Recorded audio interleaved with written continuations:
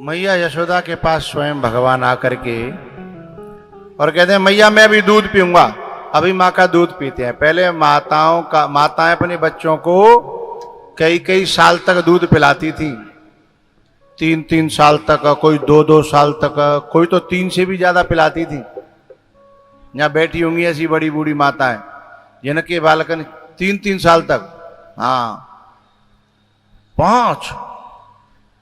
अरे भैया 5 तो ज्यादा है, तो ना मत पियो करो है? इतना ठीक ना है भाई। हाँ तो ये 4 साल तक 5 साल तक भाई लड़ाई होते है, तब कोई यूं कहता है कि ऊँटनी को दूध पियो तो आजा, हैं? जो कहता है माँ को दूध पियो हो तो पहले माताएं अपने बच्चों को दूध पिलाती थी। और अब तो बोतल आवन लगी है बाजार में ते बा में न्यो घोरियो गर्म पानी करके पाउडर 100 और बाकी थूतरे में रो हो तो बेचारे को रोए ना निकल तो बांध कैसे रोवे हैं बापे मुंह में ठूस दो बाके में। तो फिर वो बचपन से ही बोतल पीना सीख जाता है। फिर नेक बड़ो होतो तो बेसी बोतल पिए तो है, फिर नेक और बड़ो होतो तो फिर नेक और बेसी, और फिर नेक और बड़ो भयो तो ओ हाँ सिखाया किसने? हमने, है ना? तो भगवान ने कहा कि मैया दूध पीना है। बोले लाला ने कहा पूरो कर लंदे अधूरो मते फिर जामो गर्म पानी देनो पड़ेगो। क्यों मैया बीच में बंद करें तो गर्म पानी देनो पड़ता है? कौन सी ऋतु में? गर्मी ना में? हाँ अच्छा चौमासे में है? सर्दी में तो पहले ही जोते बोल दो करो। जाड़े होंगे तो फिर गर्म पानी देनो पड़ेगो। तो भगवान बोले नहीं नहीं मैं तो दूध पीऊंगा। अब भगवान ने जिद करी तो मैया ने फिर बंद कर दो मंथन, दूध पिवावन लगी। इतने में का भयो कि उधर जो है बरोसी में भट्टा में दूध गरम हैरो हड़िया में, और दूध उफन्यो, और जब दूध उफन के गिरन लगे आग पे, आज हाउस फुल है।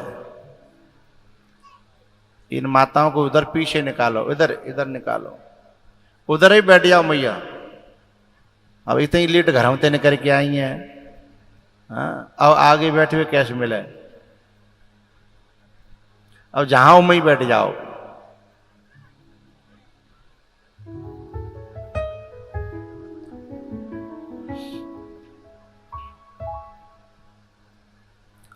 भैया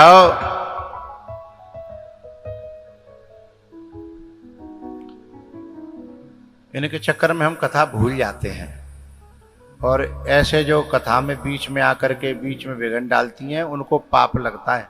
कथा में विघ्न डालने का भटक जाता है ना दिमाग।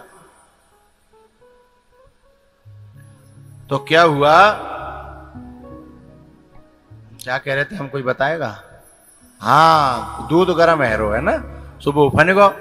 अच्छा असली दूध होगो तो उफने के जब आग पे गिरेगो तो खुशबू आएगी, और नकली होगा तो बदबू आवेगी।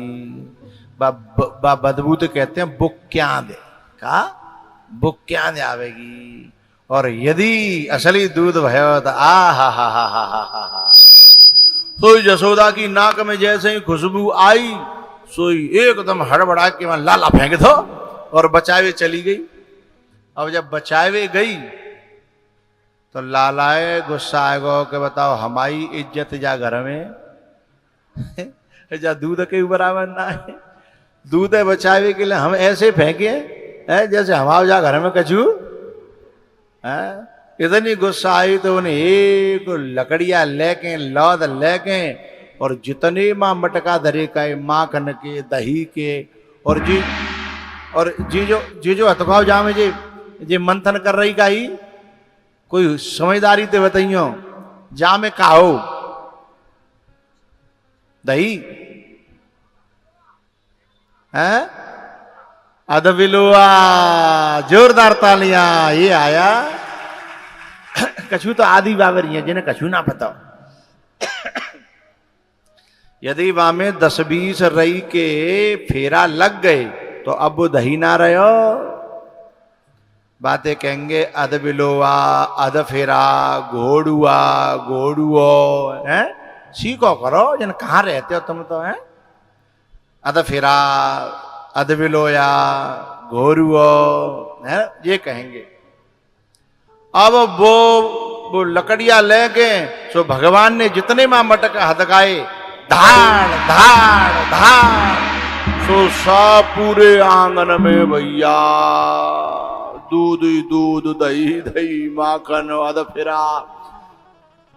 अब पीछे लौट के दूध तो बचा लो, और लौट के देखी तो दूध ते ज्यादा नुकसान हैगा। अब गुस्सा आई मैया है, सो लकड़िया वही लकड़िया लई और लाला के पीछे। सुखदेव जी कहते हैं परीक्षित, यशोदा किसे पकड़ने चली है? जिसे पवन नहीं पकड़ सकता, जिसे मन नहीं पकड़ सकता, जिसे योगी यति सन्यासी ज्ञानी ध्यानी नहीं पकड़ सकते, उसे यशोदा पकड़ने चली है। और वो काय के बल पे लकड़ियां लेके हाथ में, डंडा लेके, तो क्या भगवान हाथ में आ जाएंगे? ये लकड़ी क्या है? अहंकार। और भगवान अहंकारियों के हाथ में कभी भी नहीं आ सकते। अब क्या करें? जब थक गई दौड़ते दौड़ते और हार के बैठ गई, तब भगवान स्वयं चल करके आए। क्यों जी? मेरे सामने कौन सा गांव पर है वो? शौरा। कितनी दूर होगा?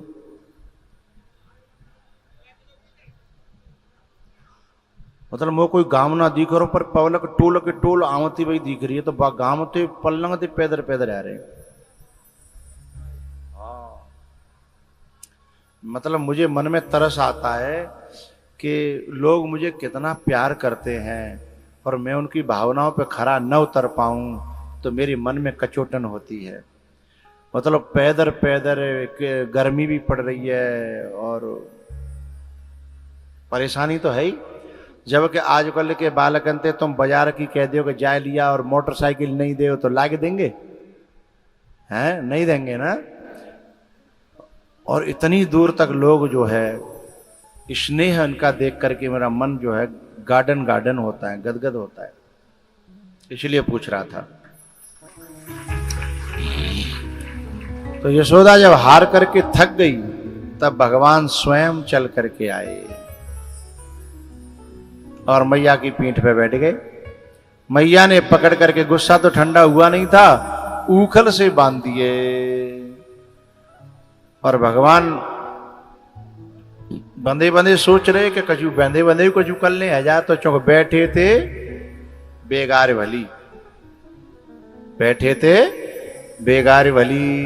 वैसे कछु लोग बेगार को बुरी मानते हैं, लेकिन बेगार बहुत अच्छी चीज है। बेगार माने है निशुल्क सेवा, बिना का स्वार्थ के किसी की सेवा। लेकिन इसी को बेगार कहते हैं गांव में, लेकिन ये बड़े काम आती है। भैया भगवान जो है देखने लगे, ओ हो चलो एक संत के वचन को ही पूरा कर दें। एक संत ने वो पेड़ आते दो है, जो स्वर्ग के जो वित्त मंत्री थे ना, स्वर्ग के वित्त मंत्री का नाम जानता है कोई? हाँ, कुबेर। और हिंदुस्तान के वित्त मंत्री को? हाँ हाँ, धन्यवाद। तो जो है स्वर्ग का जो वित्त मंत्री था, बाकी लड़का दो है। और भैया पैसा वाई के छोरा अच्छे मिल जाए तो बहुत हो जानी हो। क्यों? सदा ऊंचे कंगूरों से मोहब्बत दूर रहती है। सदा ऊंचे कंगूरों से मोहब्बत दूर रहती है और गरीबों की झुपड़ियों में सदा भरपूर रहती है। ये पैसा वाले के बालक जो है ज्यादातर बिगड़ जाते हैं, क्योंकि लक्ष्मी जो है बिना भगवान के उल्लू पे आती है, भगवान के संग आवेगी तो गरुण पे आवेगी। यानी गरुण है वेद की ऋचाएं जिनके पंखों में है, धर्म का प्रतीक है, विवेक का प्रतीक है। लेकिन उल्लू जिसको सूर्य अच्छा ही नहीं लगता, जिसको उजाला अच्छा ही नहीं लगता, जिसे ज्ञान अच्छा ही नहीं लगता, वो उल्लू है। तो जिनके यहां लक्ष्मी उल्लू पे बैठ करके आती है तो उसको भी उल्लू बना देती है। सो ये ऐसे उद्दंड है गए कि इन्होंने जो है नारद जी का अपमान कर दिया। तो नारद जी का मानने वाले तो उन्होंने दिया श्राप, बोले तुम जो है जाओ जड़ो सो पेड़ है, जाओ, तुम में मानवता नहीं है, इंसानियत नहीं है, जाओ जड़ है, जाओ पेड़ है, जाओ। तो ये दोनों जसोदा के घर में आकर के पेड़ बने हैं। लेकिन जसोदा के घर पे आके क्यों बने? क्योंकि ये बाद में पावन में गिर पड़े नारद जी के, गलती है गई हम पे, हम आप समझ नहीं पाए, जान नहीं पाए, हमें क्षमा करो।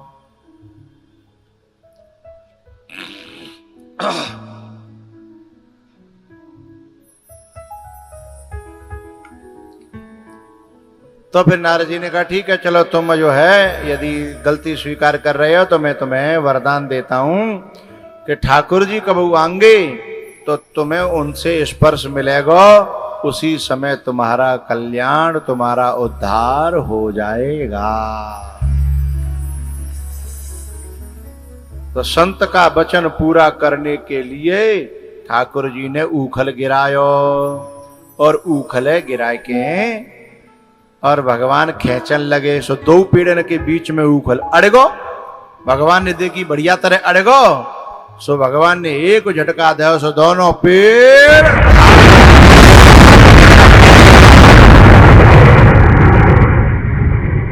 बोलो नंद के लाला की। ऐसे ना खेल रहे, नंद के लाला की, ऐसे ना खेल रहे, नंद के लाला की।